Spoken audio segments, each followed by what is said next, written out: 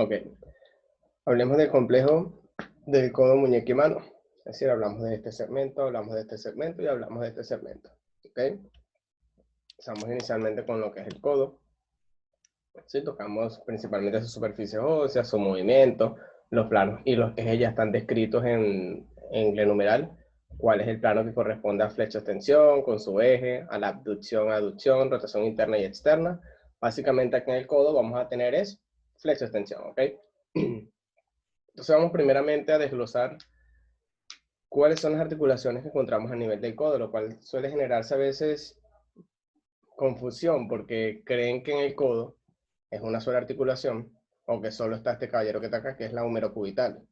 Entonces, empezamos inicialmente con que estas tres en conjunto se le puede llamar húmero antebraquial, ¿sí?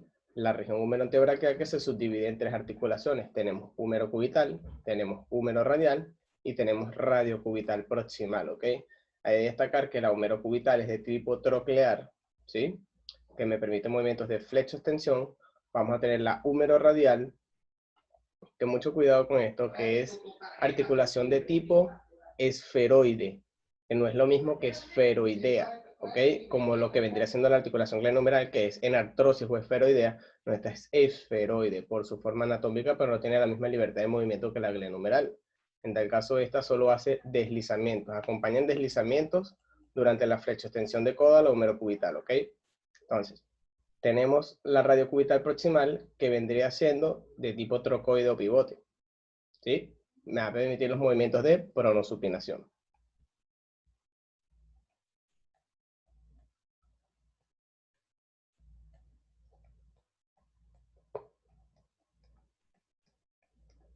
Lo que tenemos aquí al lado, donde yo marqué unas X, van a ser las superficies articulares, se llama húmero cubital, hablamos de la unión del húmero y el cúbito.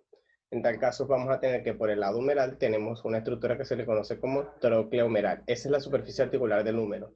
Y por parte del cúbito vamos a tener la escotadura troclear del cúbito. Básicamente funciona así. Lo que pasa es que la tróclea tiene una forma un poquito irregular. Vendría siendo esto.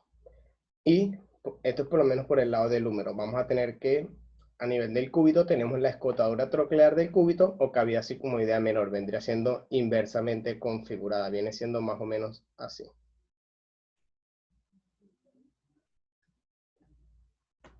Sería más o menos esto, inversamente configurada. Entonces, es prácticamente así. Una es una escotadura, es decir, que es ligeramente ahuecada. Y la otra es tróquela, ¿sí? Vamos a decir que es ligeramente prominente.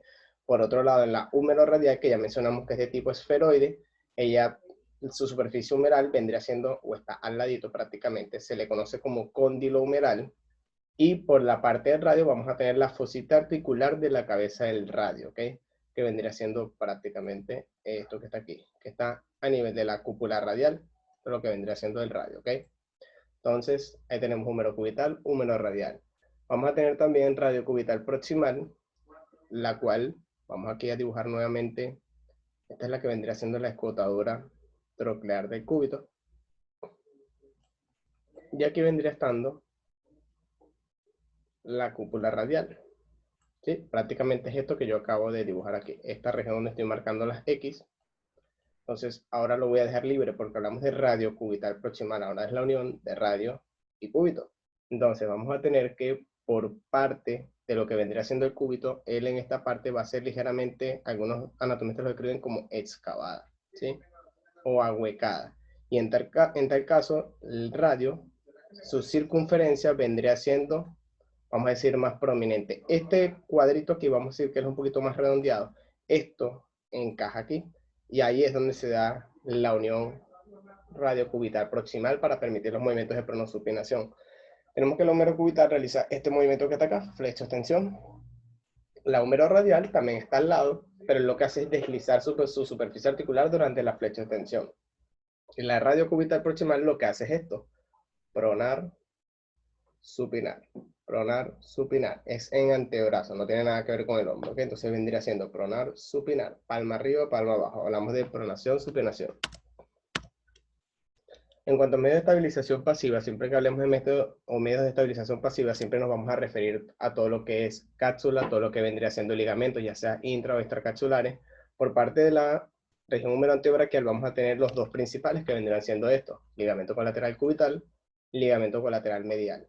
Lo que sí vamos a tener es que ellos se dividen en varios haces, como tenemos antes en la región glenumeral, que tenemos un ligamento glenumeral que se divide en 3 haces, o un coracumeral que se divide en 2 haces. Pues aquí vamos a tener que el colateral cubital se divide en unas anterior, unas medio, unas posterior, o conocido como Bardinet también. Vamos a tener que ese haz posterior me va a desprender otro fascículo. Vamos a decir que en tal caso tuviera 4 haces, ¿sí? El cuarto es como un falso haz, por así decirlo, pero se le conoce como fascículo arqueado o ligamento de Cooper. En tal caso, el colateral radial va a tener los mismos haces que habíamos mencionado anteriormente, pero este no tiene un ligamento de Cooper, simplemente es un fascículo anterior, un fascículo medio y un fascículo posterior. Ya hablando un poquito más de lo que vendría siendo la radio cubital proximal, hablamos de que vamos a tener un ligamento anular, ¿sí? Que es este que está aquí, el que envuelve la cúpula radial en toda su extensión.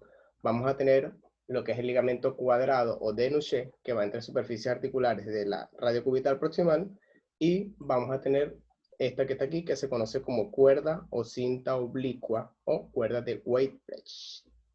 ¿Sí? Entonces, esto vendría siendo los métodos de estabilización pasiva, lo que vendría siendo el colateral cubital en sus 4 haces, colateral radial en sus 3 haces, y tenemos estos 3 que está aquí: el cuadrado, la cinta oblicua y el ligamento anular. ¿Okay? Esos son por lo menos los principales. Vamos a tener otros ligamentos aquí que vendría siendo, vamos a decir que son los que conforman las fibras de la cápsula, que vamos a decir que compacta todas esas superficies articulares. Vamos a tener por un lado ligamento anterior de la cápsula y vamos a tener por otra parte ligamento posterior de la cápsula, ¿sí? Que básicamente tenemos 1, 2, claro, estos tienen sus haces, pero sería 3, 4, 5. Tenemos este anterior y posterior de la cápsula, tenemos 7.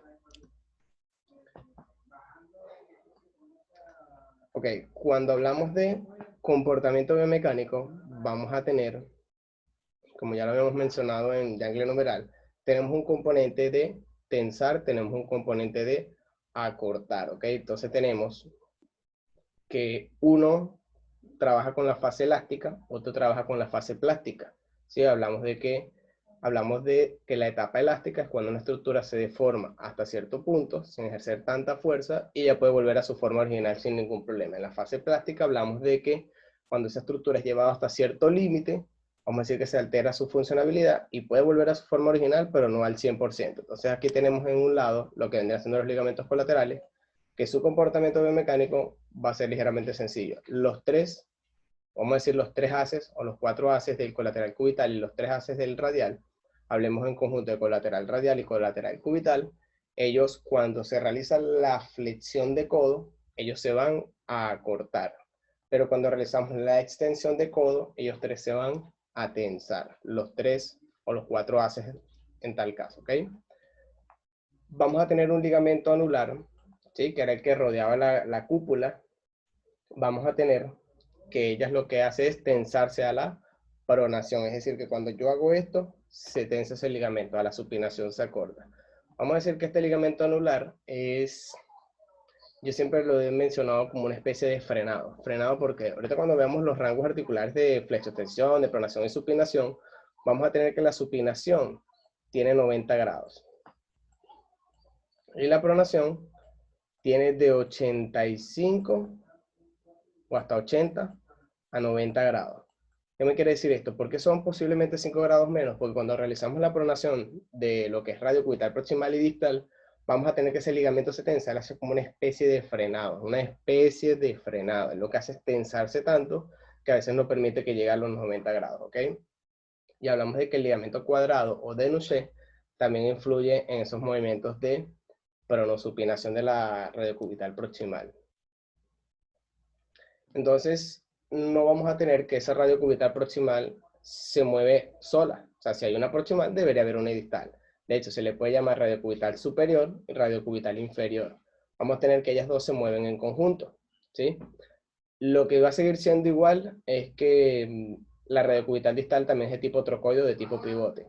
Entonces, Pero ¿cuáles son sus superficies articulares? Porque son totalmente distintas.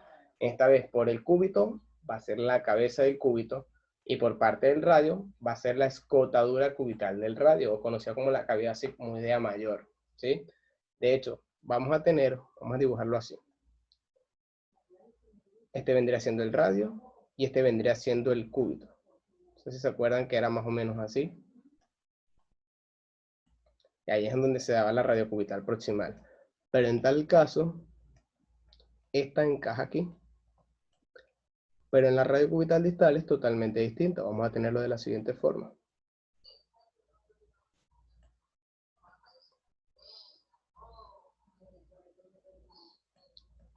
Ya te lo dibujé un pelín mal.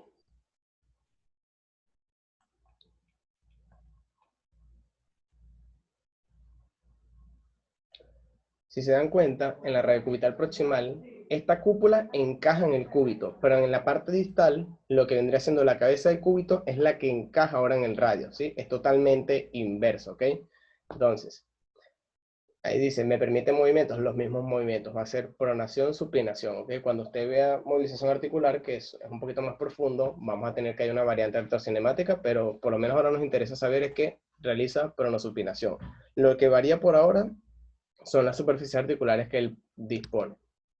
Entonces, para esta articulación vamos a tener distintos medios de estabilización pasivos, como lo van a ser el radio cubital anterior y posterior, y vamos a tener un fibrocartílago triangular. Por lo menos a ver si aquí se puede evidenciar. Se llama triangular o fibrocartílago triangular o ligamento triangular. Cualquiera de las formas es válida, ¿ok? Para ver. Lo que pasa es que en esta no sale, pero el fibrocartílago triangular, a ver. Ya.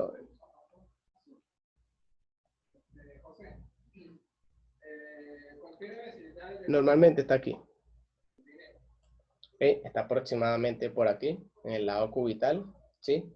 Hablamos de que algunos lo llaman menisco articular, porque él no tiene una disposición así en bandereta como lo suelen tomar los típicos ligamentos, sino que él se usa, él agarra y ocupa un espacio. Entonces, cuando usted realiza los movimientos de desviación cubital, ahorita vamos a ver cuáles son esos nombres cuando vemos muñecas, porque en muñeca tenemos flecho, extensión, desviación radial, desviación cubital. Pero cuando usted realiza ese movimiento de desviación cubital, las superficies van a chocar de esta forma, pues en el medio hay una especie de almohadilla, que cuando chocan es ese fibrocartílago triangular, ¿ok?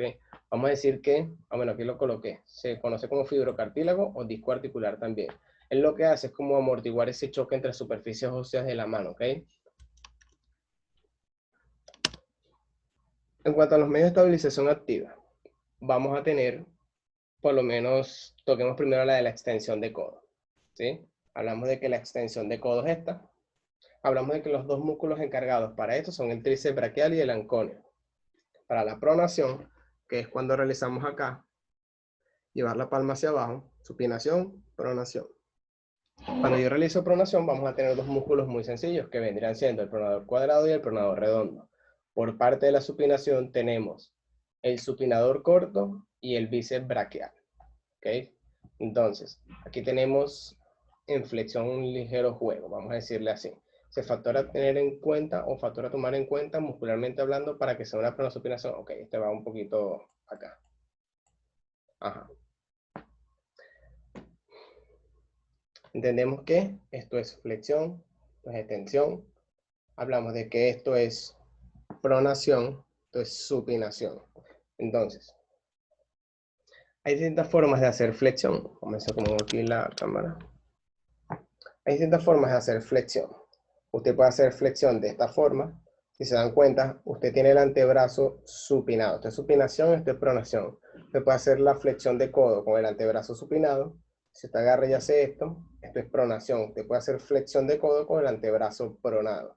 Y también puede hacerlo en esto, o sea, ni supino ni prono. Hablamos de que está en una posición intermedia, o hablemos de que es una posición neutra. ¿Okay? Hablamos de con el antebrazo supinado, con el antebrazo pronado, con el antebrazo en posición neutra. Entonces, cuando yo realizo la flexión de codo con el antebrazo supinado, se le atribuye al bíceps braquial. Cuando yo realizo flexión de codo con el antebrazo pronado, ¿sí? Arranco con el antebrazo pronado, se le atribuye al braquial anterior. Y cuando yo realizo la flexión de codo con el antebrazo en posición neutra, es decir, ni supinación ni pronación, se le atribuye al brachiorradial, también conocido como supinador largo. ¿Okay? Importante destacar que este supinador largo, brachiorradial, no significa que él haga supinación. A él se le llama supinador largo porque parte de su vientre pasa por la cresta supinadora. ¿Okay? Por eso se le llama supinador largo. Entonces ahí es donde voy, a este punto que está aquí, que en realidad es esto que está aquí. Dice factores a tener en cuenta para que se dé la pronosupinación. Para que un músculo pueda realizar un movimiento en una articulación, él tiene que tocar ambos huesos de esa articulación. ¿Sí? Es como hay algunas bibliografías de que hablan de que el pectoral menor hace aducción glenohumeral. El pectoral menor, si se dan cuenta, él va entre los terceros a quintos cartílagos costales y toca la apófisis coracoide. Entonces, la articulación glenohumeral es escápula, que está, y húmero. Para que un músculo pueda mover una articulación, tiene que tocar, en este caso, tiene que tocar tanto escápula, tiene que tocar tanto escápula como húmero. Entonces, por lo menos el pectoral menor no lo hace, él toca de la tercera a la quinta costilla y toca lo que es la apófisis coracoidea. En ningún momento él toca el húmero, ni siquiera por una expansión aponeurótica, nada. Bueno, por conexiones faciales puede ser, pero no toca directamente un tendón de él, no toca el húmero. O sea, ni siquiera de cerquita, ni siquiera por ahí por la cápsula, nada. Entonces, acá ocurre lo mismo. ¿Por qué el supinador largo no puede realizar supinación? Para que un músculo pueda realizar pronosupinación, que se le atribuye a la radio cubital, proximal o distal, tiene que tocar tanto radio como cúbito. Cuando usted se estudia el músculo, va a tener que el brachiorradial se origina por encima de la cresta supracondilia lateral, que es esto que yo estoy señalando aquí, y él se inserta aquí arribita. Bueno, topográficamente sería abajo. Eso se le llama apófisis estiloide del radio, ¿sí? Entonces, él toca húmero, toca radio, jamás toca cúbito. Para que ese músculo pueda hacer pronosupinación, tiene que tocar mínimo radio y cúbito. Entonces, por lo menos el brachiorradial o supinador largo no lo hace. Entonces, en este caso, vamos a tocar el punto cuando en supinación yo coloco el bíceps braquial. Si usted sabe el bíceps braquial, él nace de la apófisis coracoide, nace del tubérculo supraclenoideo, con sus tendones y todo aquello. Él agarra y se inserta en la tuberosidad del radio. Ajá, entonces, ¿por qué supina si él no tiene contacto entre radio y cúbito? Toca radio, pero no toca cúbito.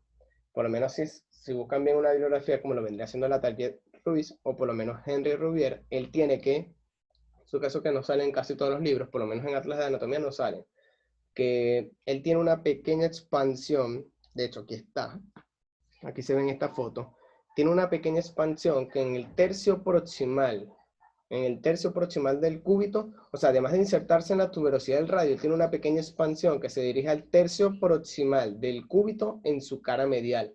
Entonces, ¿toca radio? Claro que toca radio. ¿Toca cúbito? Claro que toca cúbito. Ajá, pero toca escápula porque se origina allá arriba. La regla dice que tiene que tocar mínimo radio y cúbito. Él no dice nada de que toque también escápula, toque húmero, en eso no hay ningún problema. Con tal de que toque radio y cúbito, él puede supinar, o en tal caso de que toque radio y cúbito, él puede pronar, ¿sí? Sí, claro, pues esta es por topografía, lo que hace es la supinación.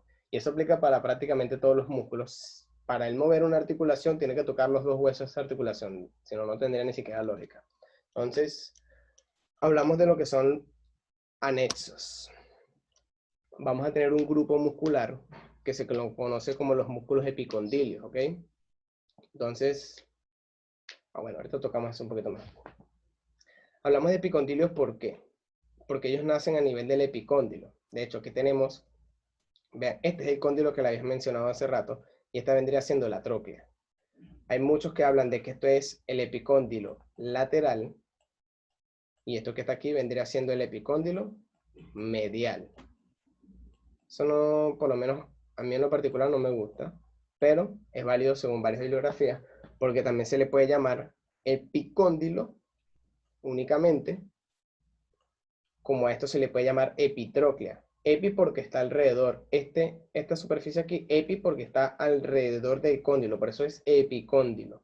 Y en tal caso este que está aquí, epitróclea porque rodea la tróclea.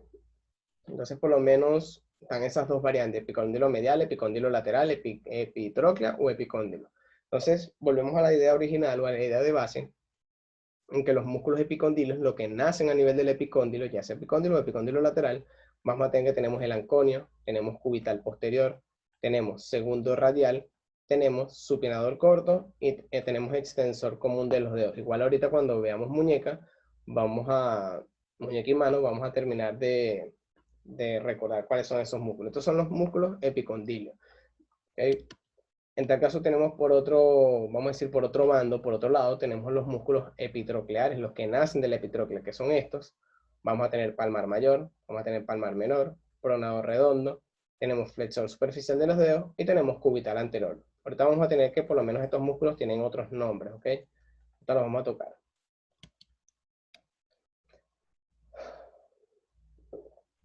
Tenemos que el uso excesivo de esta musculatura que está aquí, como lo son en los epicondilios, de hecho se caracterizan más que todos por realizar extensión de muñeca y supinación de antebrazo. Es decir, al realizar excesivamente, de hecho la extensión de muñeca está garantizada más que todo por esto, ¿sí? Y parte de este, y la supinación por este. Vamos a decir que el anconio no tiene tanta relevancia, por lo menos en esos movimientos de extensión de muñeca y supinación. Entonces hablamos de que realizar esos dos movimientos en exceso me puede generar un roce continuo entre esos tendones, entre las superficies óseas o entre las mismas bursas que hay en la zona, lo cual me puede generar un proceso inflamatorio, lo que se le conoce como epicondilitis, ¿sí? De hecho, cuando llega hasta los 21 días se le conoce como epicondilitis. De ahí en adelante se le conoce como un proceso degenerativo, que en tal caso ya no es inflamación, itis, sino que hablamos de, en tal caso, una tendinosis. Porque esto es una tendinitis, básicamente, inflamación de los tendones de los músculos tal. Entonces, cuando hablamos de 21 días en adelante, cuando es un proceso que está cronificado, hablamos de tendinosis. Entonces, aquí lo tenemos, epicondilitis. En tal caso, por el otro lado, vamos a tener que el palmar mayor, palmar menor, y hablamos de flexor superficial de los dedos y cubital anterior, me favorecen más que todo el movimiento de flexión, ya no es extensión, y de pronación. O sea, uno era por extensión de muñeca y supinación, que eran los otros, este es por flexión y por pronación. Es decir, que los movimientos excesivos de esto que está acá me puede generar una epitrocleitis o una tendinitis de los músculos epitrocleares, ¿ok? Hablamos de que a la epicondilitis se le conoce muy comúnmente como el codo de tenista, ¿sí? Más que todo por ese movimiento de supinación y extensión de muñeca que realizan los tenistas. Hablamos de epitrocleitis, conocido como el de beisbolista, por la excesiva flexión de muñeca que tienen que hacer los beisbolistas a la hora de lanzar, ¿ok? Vamos a tener una, decirle, una prominencia, hablamos de una región topográfica a nivel de codo. Acuérdense que teníamos por este lado el radio, por este lado tenemos el cúbito, radio. Aquí era epicóndilo, aquí tenemos epitróclea, ¿sí? Entonces, aquí tenemos la epitróclea y abajo en el cúbito tenemos algo que se llama olecranon, ¿sí? Epitróclea y olecranon. Entre esas dos superficies vamos a tener una superficie ahuecada. Claro, está aquí arriba, lo que pasa es que lo dibujé más abajo. Vamos a tener una superficie ahuecada que se le conoce como surco epitrócleo olecraniano. De hecho, lo que pasa es que está separado. Pero el mismo nombre te lo indica. Epitrocle, está en tal caso dividido. Epitrocle de la epitróclea, ¿ok? Y olecraniano del olecranon del cúbito. Hablamos de que es un surco que está ubicado aproximadamente acá, ¿sí? Entonces, es hasta visible. Aquí está, hasta una prominencia ósea, aquí está otra. Dentro de ellos hay una especie de huequito, ¿sí? Pero es un hueco relativamente considerable.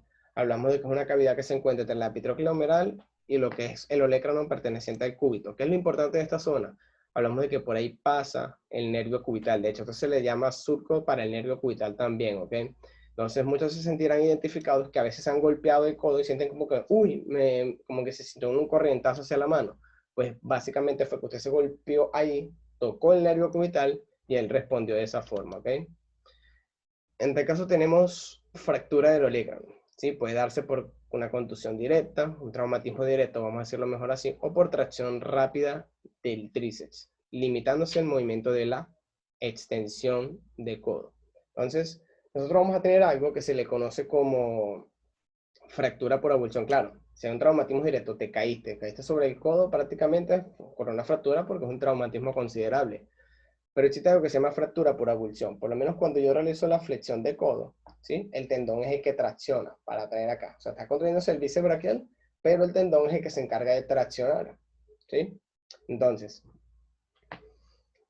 si realizamos el movimiento muy rápido, muy brusco, hay veces que el tendón no soporta esas cargas y simplemente él se despega, como si fuera una luxación. Entonces, pero a veces que él se despega, no mide la fuerza que está aplicando, se trae parte del hueso, del radio en tal caso, o principalmente. Lo mismo puede ocurrir con el tríceps. De tanto usted realizar extensión de codo, o sea, vamos a decir que el tendón tracciona, porque básicamente el tendón del tríceps se inserta aquí en el olecrano, y lo que es el ancono también se inserta en parte del olecrano. Vamos a tener que esa fuerte tracción, o sea, no solo que se despegue el tendón del tríceps, sino que a veces se lleva parte del olecrano, ¿ok? Entonces, hay otra cosa que siempre menciono, que se me había olvidado mencionar, por lo menos en esto del bíceps braquial anterior y braquiorradial. Hay que tener muy en claro, muy en claro, no es que aquí trabaja el bíceps, o sea, en supinación, o sea, sí, no es que aquí trabaja el braquiorradial y aquí el braquial anterior. Es una predominancia. Cada vez que usted haga flexión de codo, los tres se están contrayendo en conjunto. Pero por topografía, cuando yo lo hago de esta forma, está predominando el bíceps. ¿Okay? Vamos a decir que ellos actúan 33,3% en la flexión de codo, todos por igual, dividido en 3. Pero cuando yo paso a hacer la flexión de codo con supinación de antebrazo, vamos a decir que el bíceps braquial pasa a tener un predominio del 50% y los otros a 25%, ¿sí? Pero no es que se contrae uno solamente, es con predominio uno sobre el otro. No fue que me acordé de esto. Vamos a tener algo que se conoce como bursitis olecraniana. Cuando hablamos de burs, hablamos de bursa sinovial. Tenemos bursas. Tenemos medios de estabilización activa que son los músculos, medios de estabilización pasiva que son los ligamentos, cápsulas. Y tenemos otra cosa que no se ve en tanto en kinesiología, pero sí en movilización articular, que son los medios de armonización, ¿sí? Que son medios que facilitan el deslizamiento entre carillas articulares, en tal caso las bursas o bolsas sinoviales, ¿sí? Son bolsitas llenas de líquido sinovial, ¿ok? Que son ese líquido sinovial que lubrica las superficies articulares para que no haya tanto roce como tal. Entonces, en este caso, esas estructuras también pueden verse afectadas. Bursitis, bursa o bolsa sinovial, itis de inflamación, inflamación de la bursa olecraniana, ¿sí? Porque tenemos una en el olecrano, que está conocida como codo de estudiante, ¿sí? Porque debido al tanto que estudia, usted se coloca en la mesa y se pone a estudiar, ese choque excesivo con una mesa es lo que me puede generar la inflamación de la bursa que facilita el deslizamiento entre tendones, ¿ok? Provoca dolor a la palpación y limita mucho la movilidad. Puede darse por traumatismo único, como este que le dije de la presión sobre los codos, o movimientos repetitivos, ¿ok? Aquí tenemos vamos a decir, una parte que ya las conocemos, ya la mencionamos. Esto se le llama paleta humeral. Esto es una terminología que ya no todo el mundo usa, pero hablamos de la paleta humeral, hablamos de la epífisis distal del húmero, ¿ok? ¿Cuáles son las superficies que corresponden a la paleta humeral? Aquí tenemos el cóndilo, tenemos la tróclea, y ¿qué tenemos a los lados? Epitróclea, y aquí tenemos epicóndilo. Sí, esas son las estructuras principales que corresponden a la paleta humeral. Vamos a tener algo que se le conoce como síndrome del pronador. Hablamos de alteración del nervio mediano, ¿sí? Por retracción del pronador redondo. Provoca parestesia de los flexores menos el cubital anterior y el flexor profundo del tercero al quinto. Entonces vamos a tener, no sé cómo lo dibujo aquí, entre músculos, ¿sí? Primero va la piel, después viene fascia, luego viene músculo, más profundo vienen ligamentos, pero entre músculos pasan distintos nervios, ¿ok?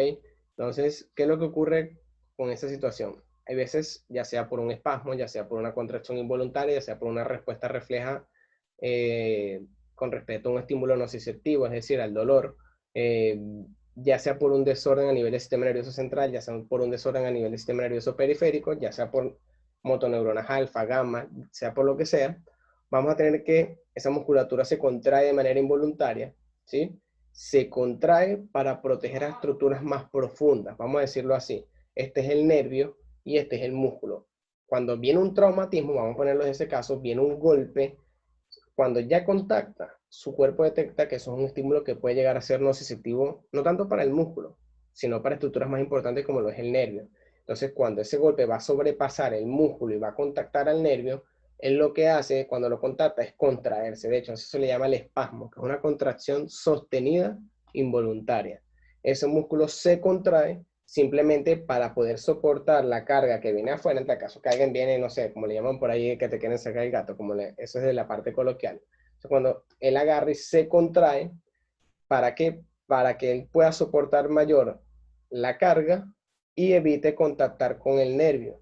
Pero vamos a decir que no es un mecanismo tan perfecto, porque cuando él se contrae queriendo proteger al nervio, vamos a decir que él no mide el nivel de contracción que está haciendo y lo termina hasta comprimiendo. Claro, vamos a decir que es menos dañino que tal vez el estímulo que venía externo, pero igual lo comprime. Eso es como si fuera una especie de manguerita en nervio. Si usted comprime la manguerita, simplemente no va a pasar o no se va a procesar bien la información sensitiva y mucho menos la información motora. Es decir, que la musculatura que está en esa zona se va a ver implícita porque no va a llegar correctamente a la información neural motriz que viene desde acá arriba.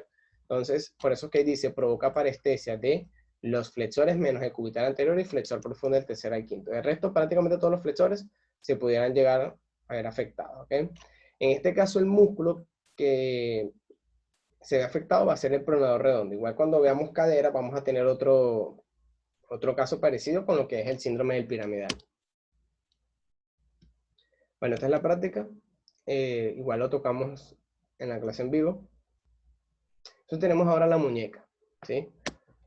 Claro, usted como estudiante o por lo menos futuro profesional, usted le puede hablar de muñeca al paciente. Usted no habla de muñeca, usted habla de articulación radiocarpiana. Aquí no es que tenemos como en la humeroantebraquial que tenemos 3 articulaciones, entonces le decimos codo como por ahorrarnos tiempo. Pero aquí usted no habla de muñeca, sino que usted habla de radiocarpiana, ¿sí? ¿Cuáles son las superficies de esta? Aquí vamos a tener la cavidad glenoidea del radio, ¿sí? Y sí, cavidad glenoidea, porque no solo tenemos cavidad glenoidea en la escápula, tenemos cavidad glenoidea en el radio, tenemos cavidad glenoidea en las falanges, tenemos cavidad glenoidea en la tibia, tenemos cavidad glenoidea en muchas regiones de nuestro cuerpo, ¿ok? Entonces esto es por lo menos el radio. Él se llama radiocarpiana porque radiocarpiana, de huesos del carpo. Él va a contactar con la primera fila de los huesos del carpo, ¿ok? Vamos a tener que este vendría siendo el escafoides, este vendría siendo el semilunar, y este vendría siendo el piramidal. Vean que él toma como una especie de disposición. Vean aquí si lo marco con una línea. A este se le conoce como cóndilo carpiano, y ese cóndilo carpiano es el que encaja perfectamente en la cavidad glenoidea. Entonces, ¿cuáles son los movimientos que nos va a permitir la radiocarpiana? Vamos a tener flecha extensión acá, y vamos a tener desviación radial, ¿sí? Hablamos de que el radio está posicionado acá. Si usted realiza este movimiento de deslizamiento en sentido del radio, se le llama desviación radial, o conocida como abducción radiocarpiana. Y si usted lo realiza en este sentido, en el sentido del cúbito, vendrá siendo desviación cubital. Los medios de estabilización pasiva, nuevamente cuando hablamos de medios de estabilización pasiva, hablamos de ligamentos, ya sean intra o extracapsulares, y hablamos de la cápsula. Entonces, primeramente tenemos aquí ligamento colateral cubital, que no es lo mismo que el colateral. Yo sé que aquí tenemos colateral cubital, pero eso es a nivel de codo. Tenemos colateral cubital aquí a nivel de radiocarpiano, ¿ok? Y vamos a tener por este lado más externo un ligamento colateral radial. ¿Cómo sería el comportamiento biomecánico de estos dos? Tenemos ese juego de tensar a cortar, ese juego que va entre lo que es la fase elástica y la fase plástica de deformación de las estructuras. Vamos a tener que cuando yo realizo la desviación cubital, vamos a tener que el colateral cubital se acorta y el colateral radial se tensa. Cosa inversa, que es que cuando yo realizo la desviación radial, vamos a tener que el ligamento colateral radial se acorta y el ligamento colateral cubital se tensa. Totalmente al contrario. tenemos estos dos ligamentos, vamos a ir en las partes laterales. Vamos a tener ahora unos ubicados en la parte anterior y otros en la parte posterior. Para eso tenemos un ligamento radiocarpiano dorsal, ¿sí? En el dorso o en la parte posterior.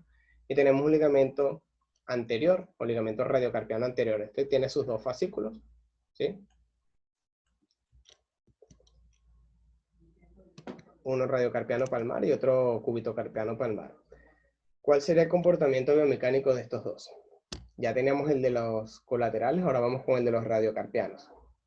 Cuando yo hago la flexión, ¿sí?, del radiocarpiano, la flexión palmar, vamos a tener que el ligamento radiocarpiano en sus dos haces se van a cortar y el ligamento radiocarpiano dorsal se va a tensar. Cosa inversa, que es que cuando yo realizo la extensión radiocarpiana, vamos a tener que el ligamento radiocarpiano palmar, junto con sus dos haces, pues tanto radiocarpianos como cúbitocarpianos se van a tensar y el ligamento radiocarpiano dorsal o posterior se va a cortar.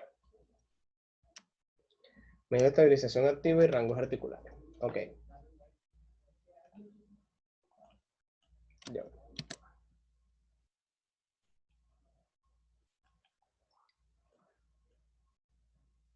Entonces aquí tenemos lo que vendría haciendo los rangos articulares y por lo menos los músculos que realizan este tipo de movimiento.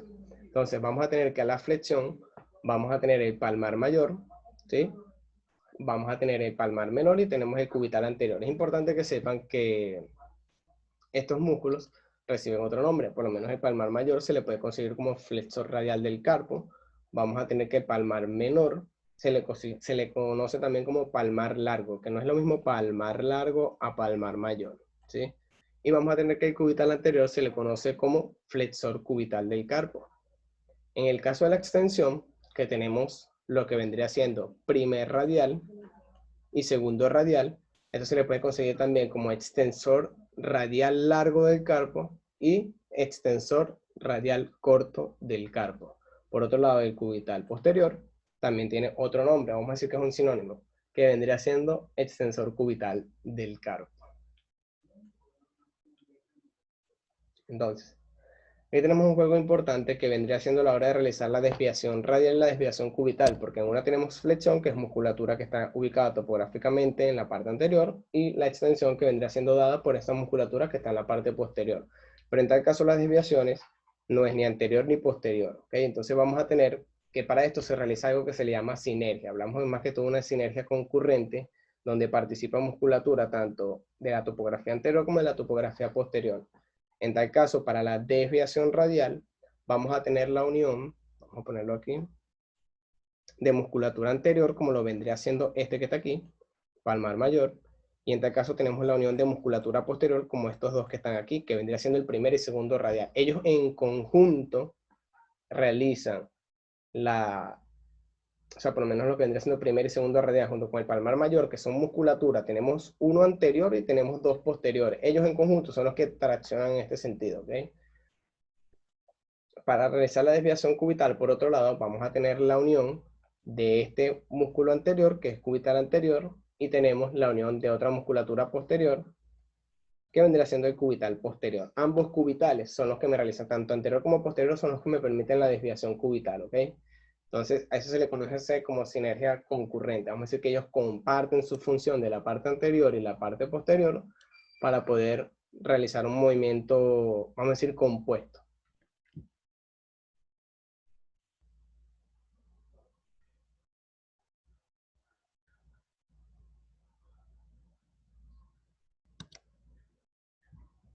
En el caso para nexos, vamos a encontrar algo, o por lo menos vamos a mencionar una sola. Vamos a tener algo que se le conoce como las correderas dorsales en la muñeca. Son 6 correderas. Aquí vamos a mencionar simplemente la primera, que vendría siendo esta, que es la que está conformada por el extensor corto del pulgar y lo que vendría siendo el abductor largo del pulgar. Esto se le conoce como la primera corredera dorsal de la muñeca.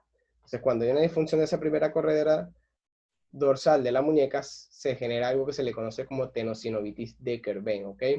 Hablamos de esa vaina que rodea, por eso se le llama vaina, no de la grosera, sino una vaina tendinosa, que rodea el tendón, que es el que impide que se inflame con tanta facilidad, que impide el roce con otras estructuras.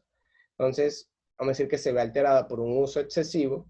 Entonces, más que todo por movimientos como esto, ¿sí? Eso lo sufren mucho lo que vendría siendo las secretarias o gente que trabaja en oficina. Hoy en día la gran población mundial puede llegar a sufrir de esto por el uso excesivo del teléfono. Son movimientos muy compuestos de abducción y extensión, que son cuando llevamos los dedos hacia atrás, los pulgares, para poder luego teclear. Entonces, estos movimientos en exceso me pueden generar esa tenosinovitis de Kerbein. Muy fácil de... Lo que pasa es que es fácil, pero a la vez subjetivo, que se puede evaluar esto con algo que se le conoce como test de Finkelstein. Simplemente te agarra, hace aducción e inclusión del pulgar, cierra estos dedos y realiza la desviación cubital. O sea, te mueve en ese sentido, ligeramente pones en tensión esos dos tendones y si hay dolor al realizar este movimiento, posiblemente pudiéramos hablar de una tenosinovitis de Kerbein. Posiblemente.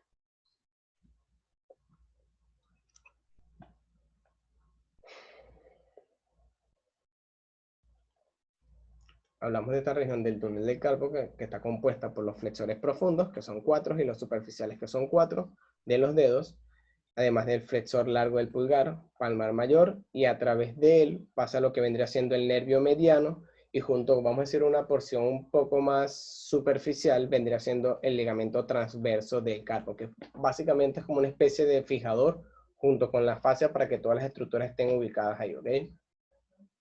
La utilización en exceso de estos dedos, por más que todo dado por esto del flexor superficial y profundo de los dedos, me suele afectar esto del túnel del carpo, ¿ok? Muy común en personas con trabajo de oficina. Por otro lado, tenemos también lo que vendría siendo el canal o el túnel de Guyon, que es este que está por aquí, situado en el lado cubital de la muñeca, también constituido por el ligamento transverso del carpo debido a toda la amplitud que él abarca. Y es muy sencillo que a través, o vamos a decir que su contenido va a ser la arteria, nervio y vena cubital, ¿ok? Su alteración me suele producir la atrofia de la región de la musculatura hipotenar, que ahorita vamos a ver cuáles son los tenares, cuáles son los hipotenares, ¿ok? Además de generarme parestesa, lo que hablamos de esa sensación de endormecimiento, de cosquilleo, y en su defecto me puede llegar a producir lo que vendría siendo la mano en garra.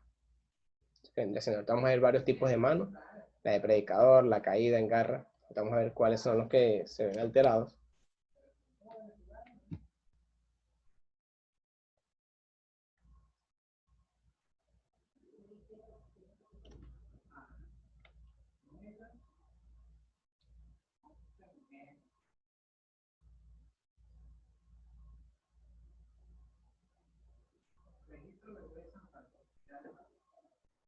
Ok.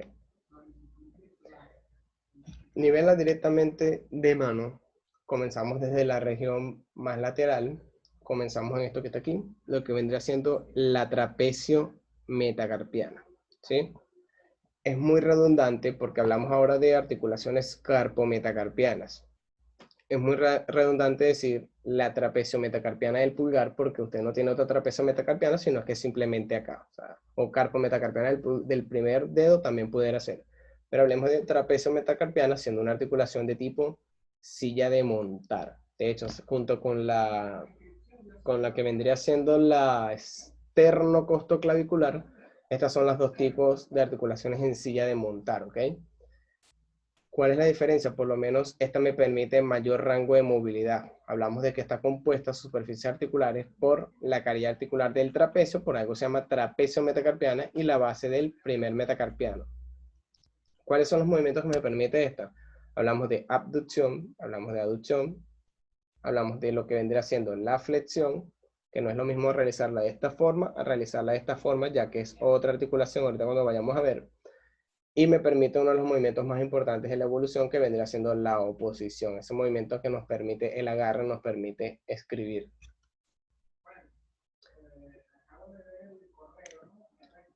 Los métodos de estabilización pasivo para esta articulación son muy sencillos, ¿ok? Hablamos del ligamento oblicuo anterointerno, hablemos del ligamento oblicuo posterointerno, hablamos del recto anterointerno y hablamos del ligamento intermetacarpiano, ¿ok? Esta es la mejor foto que conseguí para esto porque ni siquiera en el Kappanji salen, están ubicados a esta altura, trapecio metacarpiana del pulgar, ¿ok? Si vamos subiendo un poquito más, o en este caso bajando por topografía, porque parece como que aquí como que estuviéramos subiendo, pero en posición anatómica vamos bajando. Entonces hablamos de que tenemos una metacarpofalángica del pulgar. ¿Sí? Igual aquí ya tenemos metacarpofalángicas, pero esta es la del pulgar. Estamos desglosando únicamente el pulgar, ya que él se mueve o tiene consideraciones y músculos distintos con respecto a esto que están acá. Hablamos de que esa articulación metacarpofalángica, ¿sí?, es una articulación de tipo condilia. Ella me permite los movimientos de flexo-extensión, abducción y aducción. Ya no es lo mismo como esto. La trapecio metacarpiana me permitía mayor rango de movilidad. Esta es un poquito más limitada, es más aquí. ¿Sí? Hablamos de que no hace un movimiento de oposición como el otro hacía la flexo-extensión, abducción, aducción, y la oposición. Esta es simplemente flexo-extensión, abducción y aducción, ¿ok? Sus superficies articulares, vea que aquí teníamos, ya vamos a ver. Este es el metacarpiano, este es el primer metacarpiano. Teníamos aquí, cuando hablábamos de la trapecio metacarpiana, hablamos de la carilla articular inferior del trapecio y la base del primer metacarpiano. Ahora hablamos de esta articulación metacarpofalángica, hablamos de la cabeza del primer metacarpiano y hablamos de la base de la falange proximal, ¿sí? Aquí es donde ocurre la movilidad. Ahorita cuando vayamos a la interfalángica vamos a tener que la movilidad ocurra aquí. Vean que ya por ser la trapecio metacarpiana un poquito más inferior, hablábamos de que me permite mayor rango de movilidad. Para estos ligamentos para esta articulación, perdón, vamos a tener los siguientes medios de estabilización pasiva, los cuales estos no hay que buscarle como tal el origen de inserción, que vendría siendo el metacarpoglenoideo interno, vamos a tener el metacarpoglenoideo externo, vamos a tener los laterales internos y externos y el intersesamoideo, ¿ok? Y tenemos esto que está aquí, que vendría siendo la interfalángica del pulgar. Vamos a tener que esta es una articulación de tipo troclear, ya no es el mismo espacio o la misma configuración que tiene esta a estas dos que están aquí abajo, sino que al ser tipo troclear, como hablábamos a nivel del ahumero antebraquial, eso solo me va a permitir movimientos de flexo, extensión. Entonces, por lo menos esta foto que está aquí es mucho mejor para verlo. Vamos a tener que está conformada por la cabeza de la falange y base de la falange inferior. Vean que esta es la cabeza de la falange aquí y esta es la base de la falange distal. Cabe destacar que en el pulgar tenemos dos, una y dos, proximal y distal. Aquí tenemos proximal, media y distal, o primera, segunda y tercera. ¿Sí? Entonces, estabilizada por 3 ligamentos, 2 colaterales a los lados y 1 palmar. Esto tampoco hay que buscarles el origen de inserción de los ligamentos. Entonces aquí tenemos lo que vendría siendo los medios de estabilización activos y los rangos articulares, ¿ok? Los que salen en 0 son 0, pues. Pero los que salen en NM, hablamos de que no se menciona como tal, porque son articulaciones con movimientos tan inestables que los mismos biomecánicos, ellos lo pueden medir, pero por lo menos nosotros medirlos para un fin terapéutico no tiene mucha ciencia como tal. Entonces, cuando vean el siguiente semestre, usted va a ver que para medir esos rangos articulares, tanto aquí como aquí, se va a tener un goniómetro. Entonces, para la flexión, bueno, hablemos directamente de los músculos, porque el resto tienen los rangos. Para usted realizar la flexión trapecio metacarpiana, ¿sí? Vamos a tener que usted tiene el flexor largo y flexor corto del pulgar. Cuando usted realiza la extensión, vamos a tener el extensor largo y el extensor corto del pulgar. ¿Sí? Ya tenemos flexión. Los nombres son muy sencillos, lo que pasa es que son varios músculos. Flexor largo, flexor corto. Extensor largo, extensor corto. Para la abducción vamos a tener el abductor largo y el abductor corto del pulgar. Largo y corto. ¿Cuál es la diferencia con la aducción cuando realizamos este movimiento que está acá? Que no vamos a tener uno largo y corto, simplemente tenemos el aductor y ya. ¿Sí? Y cuando hacemos la oposición, tenemos el oponente del pulgar. Entonces tenemos flexor largo, flexor corto, extensor largo, extensor corto, abductor largo, abductor corto, aductor simplemente y tenemos oponente.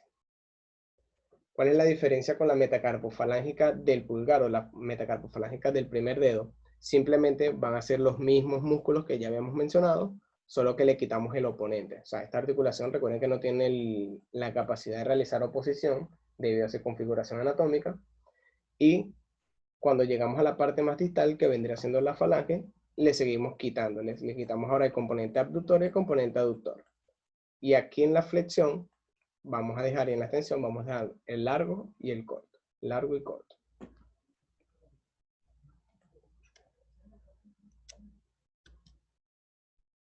Entonces, ya salimos del pulgar. Nos vamos ahora a esta región. Primero tocamos lo que vendría siendo mediocarpiana. Esta región que tenemos aquí. O intercarpiana. Que vendría siendo la conexión entre la primera y la segunda fila de los huesos del carpo, conocido como una doble elipsoidea. O simplemente hablamos de articulaciones de tipo artroidea. Cuando hablamos de artroides, son simplemente deslizamientos que no pueden ser medibles a los humanos. Tiene que ser con una máquina específica, ni siquiera con un goniómetro. Los movimientos que conocemos son, para ello, por ahora, son de deslizamientos. En cuanto a los medios de estabilización pasiva, vamos a tener que esta mediocarpiana tenemos varios. Entonces, por lo menos, vamos a tener primeramente este que está aquí, está por número señalado. Hablamos de radiocapital. Cuando hablemos de este término capital, hablamos de hueso grande. Cuando hablemos de triqueto,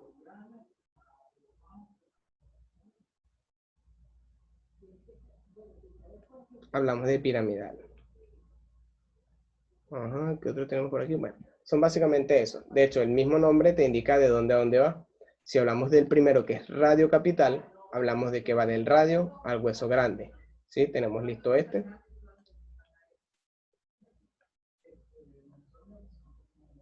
Cuando hablamos del segundo, que vendría siendo lunarocapital, hablamos de que va desde el semilunar al hueso grande. Si hablamos del tercero, el número que está aquí, triquetocapital, hablamos de que va desde el piramidal a lo que vendría siendo el hueso grande. Si hablamos del número 4, hablamos del triqueto ganchoso. Triqueto porque obviamente va desde el piramidal y en tal caso al hueso ganchoso. Vamos a tener el pisiganchoso, que vendría siendo como el quinto posicionado, que vendría siendo desde el pisiforme al hueso ganchoso. Hablamos de pisiunciforme, este número 6 que está aquí. Si usted sabe, usted por lo menos el pisiforme simplemente se puede palpar o se puede observar desde una cara palmar. ¿Por qué? Porque vamos a tener lo que es así. Este es el pisiforme y este es el piramidal.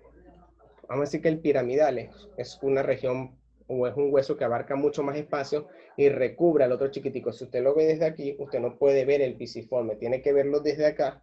Es decir, nada más se puede ver en la cara palmar, no se puede ver en la cara dorsal porque simplemente lo tapa. Entonces, es por lo menos un dato a destacar. Y en tal caso, el pisiunciforme, ese ligamento, es el que me mantiene fijo ese pisiforme al hueso piramidal, porque no está pegado por obra y gracia del Espíritu Santo. Tenemos el trapezo escafoideo, que el mismo nombre se lo indica. Hablamos de que va del trapezoide, el hueso escafoide, el pisimetacarpiano, ¿sí? Hablamos de que es el pisiforme con lo que vendría siendo el cuarto y quinto hueso metacarpiano. Y hablamos del dorsal escafo, trapecio, trapezoide, ese trapecoide, pero es trapezoide. Hablamos de que va entre, por la cara dorsal, de lo que vendría siendo, lo que pasa es que en esta foto no es evidenciable, pero vamos a decir que va así, va en esta región, pero en la región posterior o dorsal. Medio de estabilización activa, vean, aquí hay un término muy importante. Cada vez que usted escuche el término artrodia, son deslizamientos entre pequeñas carillas articulares. Es una articulación que para realizar esos deslizamientos no necesita de un músculo, simplemente necesita que se muevan otras articulaciones que están arriba o están abajo, es decir, que no estén aquí. Nada más al hacer esto o al hacer esto, ya yo tengo que, esas articulaciones pequeñitas me van a hacer los deslizamientos, por ende, no tenemos medio de estabilización activas. Entonces, todo lo que diga artrodia va a ser deslizamiento, y si hace deslizamiento no vamos a tener un músculo específico para realizar esa acción en esa articulación. Si hablamos de carpo, metacarpiana del segundo al quinto, como les mencioné, todo lo que diga carpo es artrodia, todo lo que diga artrodia son deslizamientos, y todo lo que diga deslizamiento no tiene unos músculos como tal que lo puedan realizar. Rangos articulares sí tienen, pero no son fácilmente medibles para nosotros, ¿ok? Entonces, carpo metacarpiano, de la segunda fila de hueso del carpo, con lo que vendría siendo los metacarpianos, claro. Por lo menos aquí hablamos, aquí lo mostramos esto, aquí la situación es totalmente distinta porque la carpometacarpiana del pulgar era la trapeziometacarpiana. Eso tiene una configuración totalmente distinta que se silla de montar y me permite movimientos de flexión, extensión, abducción, aducción y lo que es la oposición. En este caso, estas no tienen esa misma configuración anatómica, por lo cual quedan simplemente, perdón, como artrodias y solo hacen deslizamiento. Entonces, por lo menos, aquí tenemos por lo menos un juego de cómo se articulan entre ellos. Hablamos de que es de los segundos al quinto metacarpiano con la segunda fila del carpo, ¿ok? Entonces vamos a tener que el segundo metacarpiano, como lo tenemos aquí, el segundo metacarpiano puede ligeramente tocar con el trapecio, puede tocar con el trapezoide, aquí están por lo menos las flechas indicando, lo que hago es remarcarla aquí arriba, y vamos a tener que contactar con el hueso grande, ¿sí? Eso es lo que contacta el segundo metacarpiano. Tenemos que el trapecio es otra articulación, trapecio metacarpiana, pero en uno de sus rebordes él logra tocar con el segundo metacarpiano, pero no tiene mucha influencia. En tal caso, el tercer metacarpiano me va a contactar únicamente con el hueso grande. Vamos a tener de que el cuarto metacarpiano me va a contactar ahora con dos, lo que vendría siendo aquí con el hueso grande y lo que vendría siendo con el hueso ganchoso. Y en tal caso, el quinto metacarpiano en su base me va a tocar con uno de los rebordes del gancho del ganchoso. Y ahí es donde se me da la carpo metacarpiana del segundo al quinto.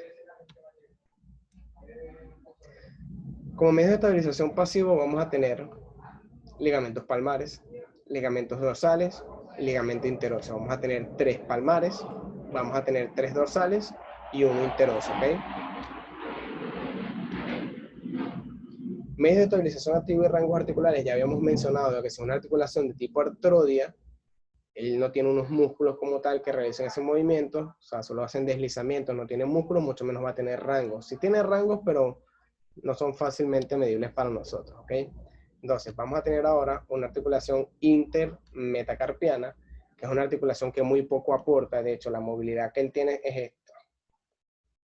O sea, es aquí, o sea, es muy limitada. En realidad no tiene ni siquiera casi relevancia para los movimientos como el agarre. Entonces vamos a tener que es la unión de los 4 últimos huesos metacarpianos. ¿Por qué no se incluye el primero? Porque el primero por topografía está muy alejado de sus, no sé, de sus hermanitos que están aquí, ¿ok? ¿Qué tipo de articulación está? Aunque no dice carpiana de base, este igual sigue siendo artrodia y sus movimientos son deslizamientos. De hecho, son los deslizamientos más nulos junto con las suturas del cráneo. ¿Cuáles son los ligamentos de esta? Que no hay que buscarles el origen de inserción. Van a ser 3 palmares, 3 dorsales. Vamos a tener 3 interóseos y vamos a tener un ligamento transverso metacarpiano o transcarpiano. Medios de estabilización activa y rangos articulares. Esta articulación es de tipo artrodia. ¿Sí? No tenemos medios de estabilización activa, ni siquiera tenemos rangos articulares para ello.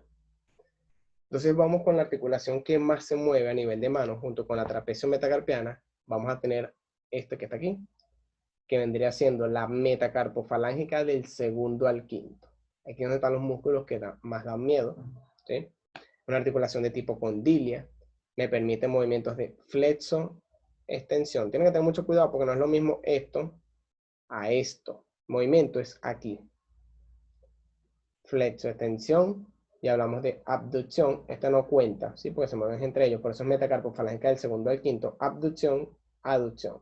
En tal caso, aducción muy puntual, ¿ok? Hablamos de que sus superficies articulares son la cabeza de los metacarpianos, porque es metacarpofalángica, ¿sí?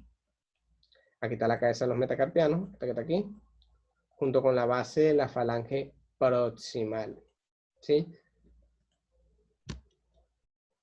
Vamos a tener unos ligamentos, ¿ok? De hecho, en estas diapositivas prácticamente los que yo les estoy pidiendo ligamentos, origen y sesión, están aquí, ¿ok? O sea, estos sí van. Hablamos de ligamentos laterales y medial, ¿sí? Tenemos un ligamento transverso profundo. Ahorita tocamos la parte de los medios de estabilización activa, ¿ok? Vamos a tener unas articulaciones interfalángicas. En este caso sí vamos a tener, porque acuérdense que aquí tenemos nada más 2 falanges. Cuando ellos se unían simplemente me da una interfalange. Aquí tenemos 3. O sea, vamos a tener cuando este se une con este, se le conoce como interfalángica proximal. Y cuando tenemos que este se une con este, se le conoce como interfalángica distal. ¿Ok? Articulación de tipo troclear, tanto para la articulación interfalángica proximal como para la distal. ¿Cuáles van a ser las superficies articulares de estas interfalángicas? Vamos a tener que por aquí tenemos la cabeza de la falange proximal para la interfalángica proximal, ¿ok? Vamos a tener la cabeza de la falange proximal y la base de la falange media, ¿ok? Si seguimos contando para la interfalángica distal, ok, no es un distinto hueso, pero este por un lado él puede tener una base, pero por aquí arriba, por este lado, él vuelve a tener una cabeza de falange. Entonces, ¿cómo se contacta él con la siguiente falange en su base? Sí, ahí nos da la interfalángica proximal y distal. Los movimientos son los siguientes, o sea que entonces son un poquito más complejos, perdón. Hablamos de que tiene que fijar más que todo a estas alturas. Aquí en la interfalángica proximal, este movimiento es interfalángica proximal y este movimiento es interfalángica distal. Por supuesto, hay personas que sí tienen la capacidad, ya sea por una viscoelasticidad, ya sea por un complejo tendinoso distinto, pueden realizar esto sin hacer lo que yo estoy haciendo. Simplemente lo agarran y lo hacen. Pues la interfalángica distal lo hacen sin ningún problema. Su medio de estabilización pasivo vendrían siendo unos ligamentos colaterales y en tal caso unos ligamentos palmares. En cuanto a los medios de estabilización activa y rangos articulares, hablemos primeramente de la metacarpofalángica del segundo al quinto. ¿Sí? Aquí tenemos sus rangos articulares, los de abducción y abducción son desconocidos o no medibles tan fácilmente. Cuando yo realizo la flexión de metacarpofalángica del segundo al quinto, vamos a tener 5 músculos para esto, ¿ok? Por lo menos los 5 principales. Ok. Vamos a tener primeramente los interóseos dorsales, los interóseos palmares, vamos a tener flexor superficial, flexor profundo de los dedos, y vamos a tener los lumbricales. Esos 5 caballeros son los encargados de hacer esto. Por parte del meñique, él tiene un músculo extra, ¿sí? Que vendría siendo el flexor del meñique. Algunos lo describen como flexor corto del meñique, pero es preferible hablar de flexor del meñique ya, porque él no tiene un flexor largo. ¿Para qué decirle flexor corto? Corto porque va aquí mismito, pues. Pero ajá.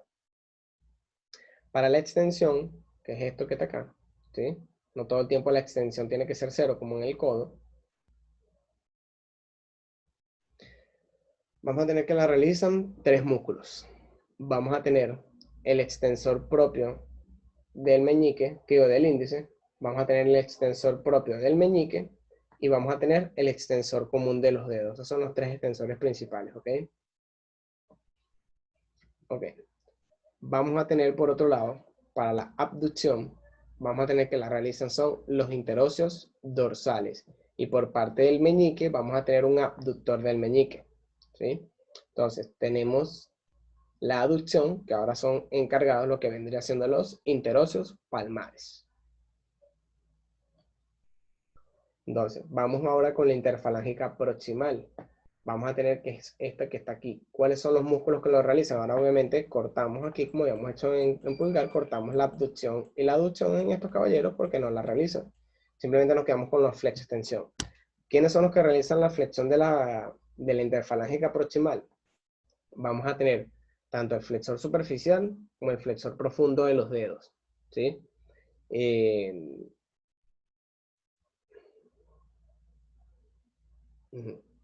Sí, pero iba a decir otra cosa. Entonces, tenemos flexor superficial y flexor profundo de los dedos.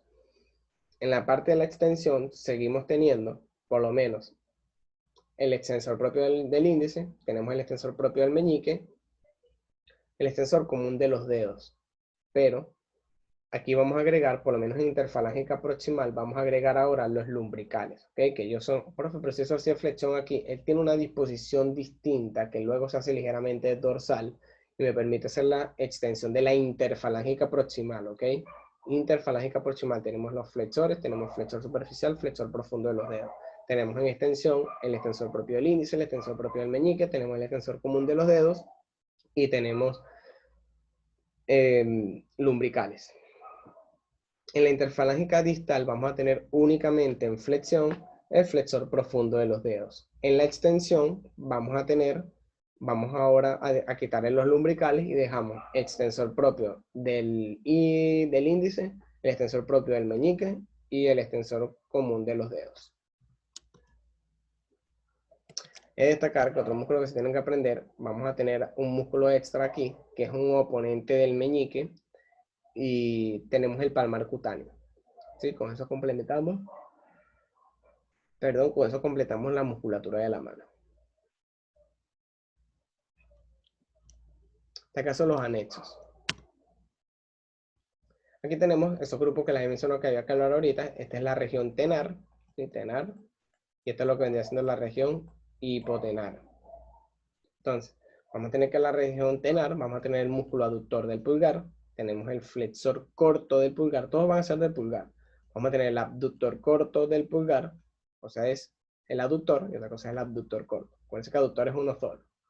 Y vamos a tener el oponente. Esto es una mnemotecnia que inventó un profesor que dio clases, que me dio clases, que es AFOA. ¿Sí? Es como un orden para acordarse. Solo tiene que saber utilizarlo bien. Y tenemos en la región hipotenar la mnemotecnia espafo. ¿Sí? Vamos a tener, de que aquí está el palmar cutáneo que ya les había mencionado, tenemos el abductor del meñique, tenemos el flexor, lo que algunos denominan como flexor corto, simplemente usted lo puede llamar flexor, y tenemos el oponente, aunque ese oponente no tiene mucha funcionalidad en la oposición, de hecho no es una posición tan pura como la de pulgar, simplemente para terminar de hacer este tipo de movimientos como lo son la pinza. Entonces, así. Vamos a tener que a lo largo del miembro superior, complementando con neuroanatomía, usted tiene algo que se llama plexo. ¿Sí? Tenemos plexo cervical, tenemos braquial, tenemos lumbosacro, tenemos solar, tenemos plexo pudendo, tenemos muchos tipos de plexo. Por eso a lo largo del plexo braquial se ramifican 5 nervios importantes para el miembro superior. Tenemos axilar, tenemos músculo cutáneo, tenemos radial, cubital y mediano. Solo tenemos que quedar con los 3 que se terminan ramificando más hasta la última parte de los dedos de la mano, que vendría siendo radial, mediano y cubital. ¿Qué toco yo en esta parte? Cuando se lesionan algunos de esos nervios, me puede dar muchas variaciones, pero las más comunes es que cuando se lesiona el nervio radial me dé esto que se le conoce aquí como mano caída. Mano caída, ¿por qué? Porque el radial prácticamente inerva todos los extensores de muñeca y los dedos.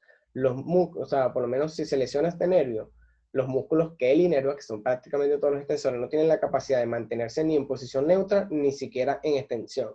Entonces, básicamente tiene la tendencia a caer, ya que estos músculos extensores no tienen la capacidad de mantenerse aquí. Cuando hablamos de mano en garra,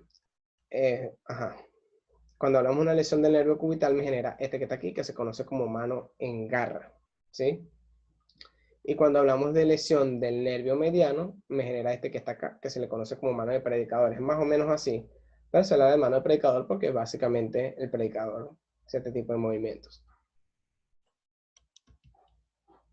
Tenemos por lo menos otra patología que se le conoce como la enfermedad de Dupuytren, ¿sí? Hablamos de que es una disfunción o una alteración de origen desconocido que genera un cierre progresivo de la mano. No es como la mano en garro, ¿ok?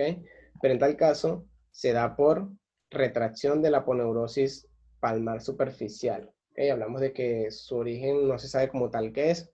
Se sospecha que es por conexiones faciales, por alguna disfunción neural, pero todavía no se tiene del todo claro.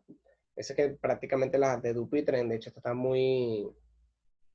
Esta foto que lo muestra aquí en los distintos grados, está muy normal, por así decirlo, porque los pacientes pueden llegar a terminar con la mano así, y no tiene que ser específicamente una lesión de motoneurona superior o de motoneurona inferior, sino que simplemente la aponeurosis palmar a través de él pasan prácticamente todos los flexores de la mano y de hasta parte de los de la muñeca. Entonces es lo que me genera ese cierre progresivo de la mano. Es risartrosis, hablamos de una artrosis de la trapecio metacarpiana. Hablamos de una región anatómica que se conoce como tabaquera anatómica, que es una depresión triangular, ¿sí? Como la tenemos aquí, en la región dorsal radial de la mano, específicamente en trapecio y escafoides.